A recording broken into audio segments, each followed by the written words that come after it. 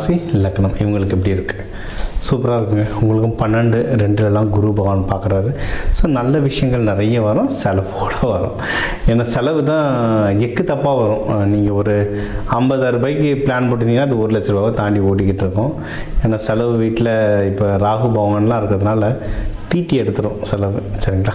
ஆனால் மோஸ்ட்லி அது வந்து நல்ல விஷயமாகவே வரும். அதனால் அதுக்கேற்ற மாதிரி பிளான் பண்ணிட்டீங்கன்னா வாழ்க்கை சூப்பராக இருக்கும். என்னென்ன நல்ல விஷயங்கள் பரோன்னா, கண்டிப்பாக இன்வெஸ்ட்மெண்ட்டுக்கு சூப்பரான சான்ஸ்.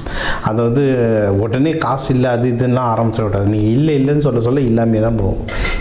இருக்குன்னா தான் காசு வந்துகிட்டே இருக்கும். ஸோ அந்த லாஜிக் மேலே புரிஞ்சுக்கோங்க. அப்படி தான் ஒர்க் ஆகும் அது ஒன்று.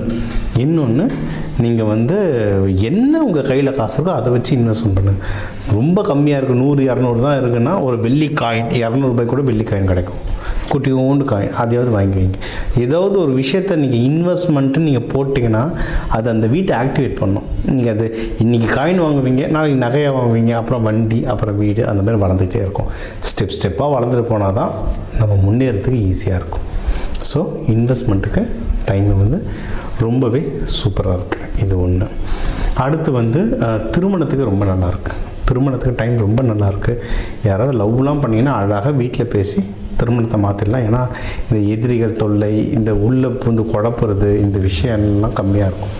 இன்னொன்று, உடல்நிலை இப்போ ரொம்ப ரெடி ஆகிட்டு வரும். ஏன்னா இந்த சனி பயிற்சியெல்லாம் உடல்நிலையெல்லாம் போட்டு பிரித்து எடுத்துகிட்ருக்கோம். அதனால் இப்போ வந்து உடல்நிலை ரொம்ப சரியாகிறதுனால நீங்கள் இந்த டைம்லேயே கல்யாணம் பண்ணிக்கிறதும் இது வந்து ரொம்ப நல்லது. இது ஒன்று.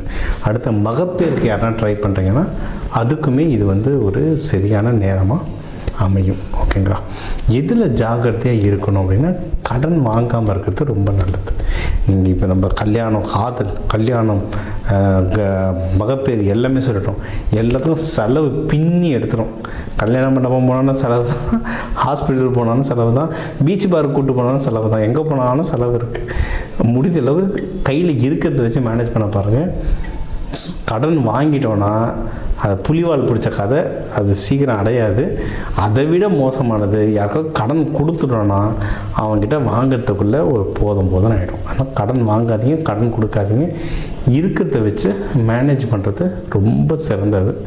அதுவும் முக்கியமாக உங்களோட சீனியர்ஸ்கிட்ட ரொம்ப ஜாக்கிரதையாக இருங்க. ஆஃபீஸில் பேசும்போது சீனியர் மேனேஜர்ஸ் இவங்ககிட்டலாம் பேசும்போது ரொம்ப ஜாக்கிரதையாக பேசுங்க.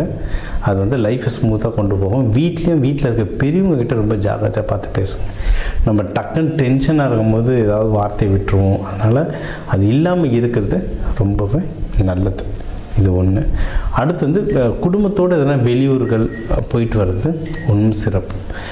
யாருன்னா பிஸ்னஸ், நீங்கள் யாருன்னா ஜாபில் இருக்கீங்கன்னா இந்த டைமில் ஆல்மோஸ்ட் இந்த ப்ரொமோஷன் பற்றி யாருன்னா பேசியிருப்பாங்க. பட் ப்ரமோஷன் கிடைச்சா சூப்பர், கிடைக்க நிறைய வாய்ப்பு இருக்குது. அப்படி இல்லைன்னா நீங்கள் வந்து அட்லீஸ்ட் அப்ரைசல்னு சொல்லுவாங்க, வேலையில் சம்பளத்தில் உயர்வு கிடைக்கவாவது நிறைய வாய்ப்புகள் இருக்குது. இதையும் நீங்கள் வந்து தாராளமாக ட்ரை பண்ணலாம். இன்னும் இதை தாண்டினா பிஸ்னஸ் என்ன பண்ணுறீங்கன்னா வெளிநாடு இதெல்லாம் போகிறதுக்கும் எக்கச்சக்க வாய்ப்புகள் இருக்குது. நீங்கள் வந்து தாராளமாக ட்ரை பண்ணலாம். ஸோ முன்னாடி நம்ம சொன்ன மாதிரி தான் சுப நிகழ்ச்சிகள் நிறைய வருங்க. செலவு அதுக்கேற்ற மாதிரி வரும், அட்ஜஸ்ட் பண்ணிட்டே வாங்க. எதுவாக இருந்தாலும் முயற்சியை தொடர்ந்து பண்ணிக்கிட்டே இருங்க, சரிங்களா? ஏன்னா முயற்சி இருந்தால் மட்டும்தான் வின் பண்ண முடியும். இன்றைக்கி எது பண்ணாலும் இது வந்து சனீஸ்வர பகவானுடைய சொந்த வீடு. அதனால் இயற்கையிலேயே இதில் வந்து டிலே இருக்கும். நீங்கள் நம்ம மிதுன ராசிக்காரங்கெல்லாம் பார்த்தீங்கன்னா இந்த கட் பண்ணிட்டு மட்டும் மகர ராசிக்காரங்கெல்லாம் பார்த்தீங்கன்னா சின்ன வயசுலேருந்து பார்த்தீங்கன்னா அவங்களுக்கு எல்லாமே ரொம்ப டிலேவாக கிடச்சிருக்கும். படிப்போ இல்லை கல்யாணமோ குழந்தை பேரோ வேலையோ எல்லாமே அவங்க சர்க்கிளில் இருக்கிறவங்கள விட ஏதோ ஒரு விதத்தில் கொஞ்சம் டிலேவாக தான் கிடச்சிருக்கும். ஆனால் ஒரு டைம் ஒரு 35க்கு மேலெலாம் பயங்கரமாக வளர ஆரம்பிச்சிருவாங்க. எல்லாரும் பார்த்து அசந்து போகிற மாதிரி வளர ஆரம்பிச்சிருவாங்க. ஸோ நம்மளுக்கு ஜென்ரலாகவே ஸ்லோவாக தான் இருக்கும். அதனால தொடர்ந்து முயற்சி பண்ணிட்டே இருங்க. இது நம்மளுக்கு பழக்கமான ஒரு விஷயங்கள் தான். முயற்சி பண்ண நீங்கள் வந்து பிஸ்னஸோ வேலையிலையோ எல்லாத்தையும் தொடர்ந்து ஜெயிச்சிட்ருக்க ஏகப்பட்ட வாய்ப்புகள் இருக்குது. தாராளமாக பண்ணுங்கள். நீங்கள் வந்து மெயினாக வழிபட வேண்டிய தெய்வங்கள் அப்படின்னா சிவபெருமான், பார்வதி தாயாரோடு வழிபடுங்க. இந்த சித்திரை திருவிழாக்கு மீனாட்சி அம்மன், சுந்தரேஸ்வரர்லாம் வழிபட்டிங்கன்னா இன்னும் வாழ்க்கையில் வந்து ரொம்ப நல்லா இருப்பீங்க. அன்னதானங்கள் கொடுக்குறது நல்லதுங்க. எள்ளு சாதம், தயிர் சாதம், அது இப்போ வந்து சித்ரா பௌர்ணமியில் நீங்கள் சிவன் கோயில் எங்கே போனாலும் அன்னதானம் கொடுத்துட்ருப்பாங்க. நம்ம தமிழர் புத்தாண்டு கூட நீங்கள் தரலாம், சரிங்களா? அதனால் உங்கள் கையால் அன்னதானம் கொடுத்தா சூப்பர். இல்லையா, கொடுக்குறவங்க கையில் காசு கொடுத்துருங்க. அப்படியாவது அன்னதானம் பண்ண ஒன்றும் வாழ்க்கையில் எல்லாருமே மென்மேலும் வளருவீங்க.